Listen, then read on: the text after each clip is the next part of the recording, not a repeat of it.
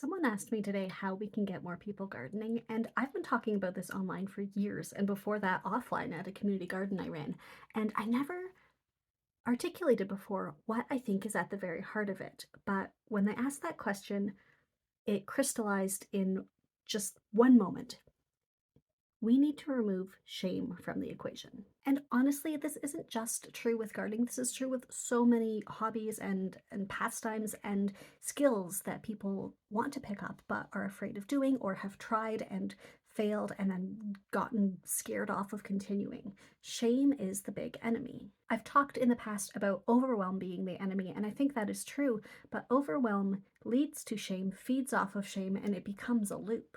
So, this is why my tips for making gardening more accessible are so often more focused on mindset than on physical accommodations, because I think the inaccessibility is very often, I don't want to say in our heads because that sounds dismissive, but do you know what I mean?